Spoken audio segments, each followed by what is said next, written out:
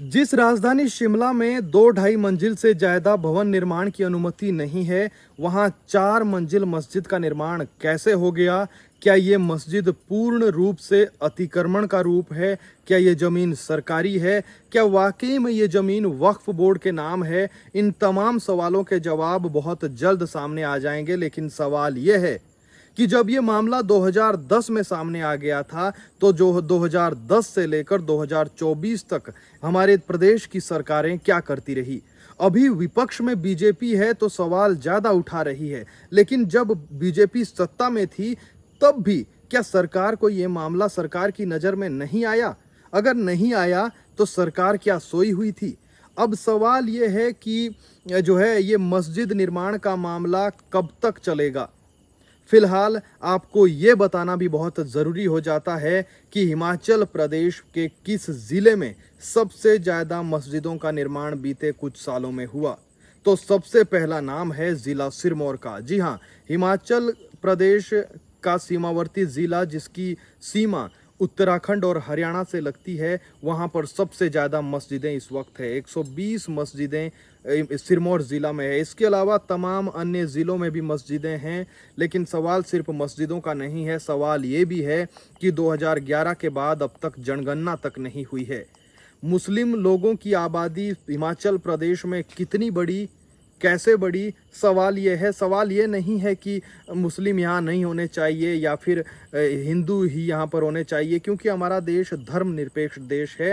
ये जो है यहाँ मुस्लिम भी रहने चाहिए, सिख भी रहने चाहिए, ईसाई भी रहने चाहिए, लेकिन कम से कम जनसंख्या का मालूम होना, जनसंख्या कितने फीसदी है ये मालूम तो कम से कम प्रदेश की जनता को, प्रदेश की सरकार को हो। 2011 के बाद जनगणना नहीं हुई है, तो ये भी अपने आप में एक बहुत बड़ा सवाल है, क्योंकि केंद्र में बीजेपी की सरकार है, तीसरी बार प्रधानमंत्री मोदी प्रधानमंत्री बने हैं, तो आखिर जनगणना 2011 के बाद से क्यों नहीं हो पाई है? 2011 में होनी थी, 2021 में होनी, 2011 में हुई है, 2021 में होनी थी, नहीं हो पाई है। कोरोना का कारण दिया गया, लेकिन जनगणना नहीं हुई। इसके कई दुष्परिणाम हो सकते हैं।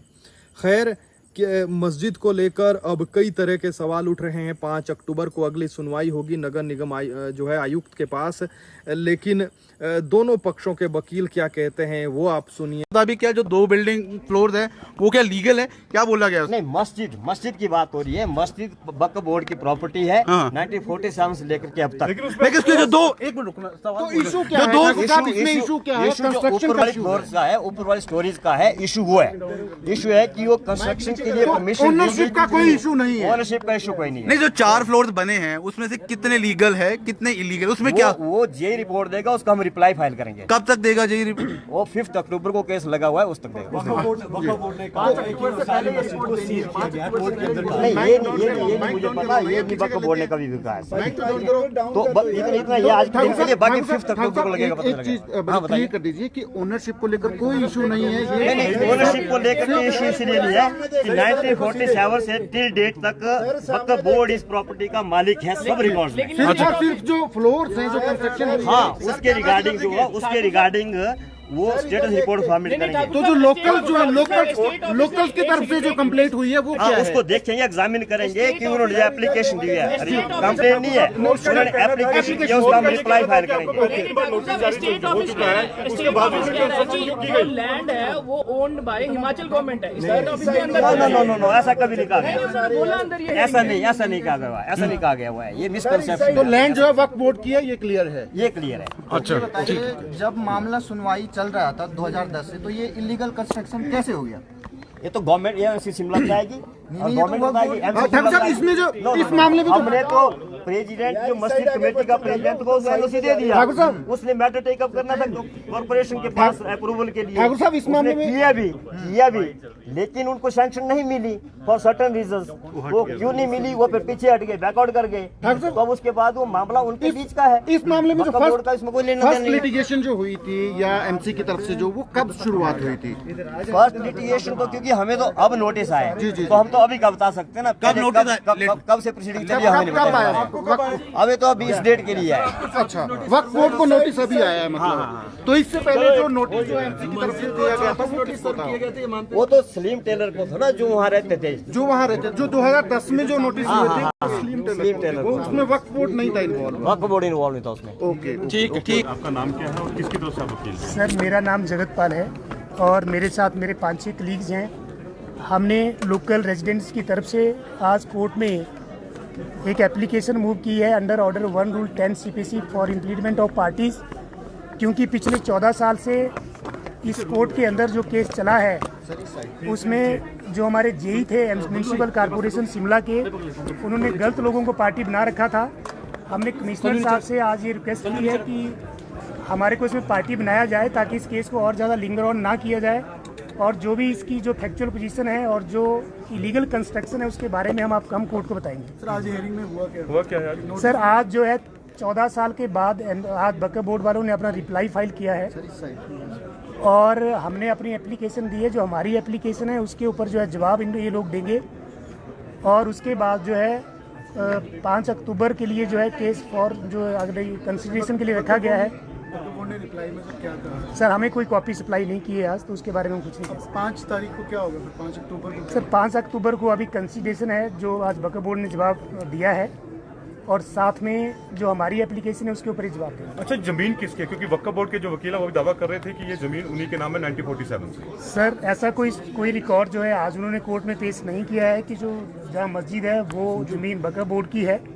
अलबत्ता जो हमारे पास जो जमाबंदी है उसके मुताबिक हिमाचल प्रदेश सरकार जो है इस ज़मीन की मालिक है और उस जमाबंदी के मुताबिक वहाँ पे जो मस्जिद है वो गैर मुमकिन मस्जिद के नाम से एंटर है। रेजिडेंट्स की ओर से आपने क्या अपील की है सर? क्या सर रेजिडेंट्स की तरफ से हमने ये कहा है, क्योंकि ये जो कुछ मास्टरमाइंड का जिक्र आज कोर्ट में हुआ, मैं नाम बताना नहीं चाहता हूँ, उस मास्टरमाइंड के कहने से वहाँ पे एक इलीगल मदरसा चलाया जा रहा है और साथ में जो है उसने उसी मस्जिद के अंदर 2-3 कमरे उसने एनक्रोच कर लिए थे, जिसके जो फोर्सफुली उससे चाबियाँ ली गई है 2-3 दिन पहले। और साथ में जो ये 5-6 मंजिली जो ये इमारत बनी है, इसमें जो लोग ये रॉन्गफुल एक्टिविटी करके आते हैं ये वहाँ पे फिर जो है एक पनाह लेते हैं और वहाँ पे रहते हैं। 4 मंजिलें इलीगल हैं, 3 मंजिलें इलीगल है, कितनी इलीगल है? सर ये पहले जो है हमारे पास इसके फोटोग्राफ्स है, पहले ये एक ही मंजिल थी और 4 जो स्टोरी बनी है वो इलीगल है। उसका इनके पास ना कोई मैप है, ना कोई इनके पास अप्रूवल है और ना ही इनके पास कोई सैंक्शन है। और वक्फ बोर्ड को पार्टी इसलिए बनाया गया है आज?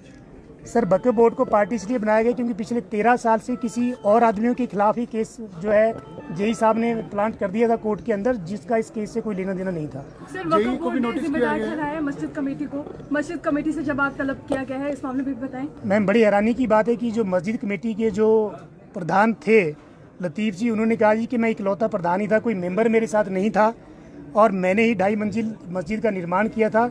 लेकिन जब कमिश्नर साहब ने ये पूछा कि उसके बाद 5 मंजिल कैसे बनेगी तो उसका कोई जवाब उन्होंने नहीं दिया और पैसे का लेखा जोखा भी उन्होंने कुछ नहीं बताया कि इतनी बड़ी कंस्ट्रक्शन के लिए जो करोड़ों रुपए आए वो कहाँ से आए और किस फॉर्म में आए, कैश में आए, ड्राफ्ट में आए, चेक में आए, अकाउंट में आए, कैसे आए कैसे नहीं आए। डिमोलिश करने को लेकर फिर क्या आप आगे रहे? सर डेमोलिश का वो तो कोर्ट का प्रेरोगेटिव है कि वो करेगा कि नहीं करेगा, लेकिन हम ये चाह रहे थे कि तुरंत प्रभाव से अगर वो इलीगल कंस्ट्रक्शन है तो उनका बिजली पानी डिस्कनेक्ट कर दिया जाए जैसे और लोगों को किया जाता है। आपने अपनी एप्लीकेशन हमने लिखा है, बिल्कुल लिखा है। तो फिर अभी कोर्ट हमने ये भी लिखा है कि जब एक लेमैन थोड़ी सी इलीगल कंस्ट्रक्शन करता है तो उसका बिजली पानी उसी समय तुरंत प्रभाव से काट दिया जाता है। कोर्ट ने क्या कहा अभी? और दूसरी बात सर, सबसे बड़ी आज एक बात और सामने आई, जो हमारा कंसर्न जेई है म्यूनिसिपल कॉर्पोरेशन का, उनको अभी भी स्पॉट पे फैक्चुअल पोजीशन के बारे में कोई ज़्यादा नॉलेज नहीं है। हमने इस बात का जिक्र भी कोर्ट में किया कि ये जेई की मैंडेटरी ड्यूटी है, क्योंकि वो तनख्वाह लेता है सरकार से और उसका वो इलाका है, तो उसको उस वहाँ पे देखना चाहिए था कि वहाँ पे क्या हो रहा है और क्या नहीं हो रहा है। तो 5 तारीख के लिए जेई को भी नोटिस किया गया? नहीं, जेई ऑलरेडी कोर्ट में ही होता है सर, क्योंकि फर्स्ट पार्टी जेई होता है।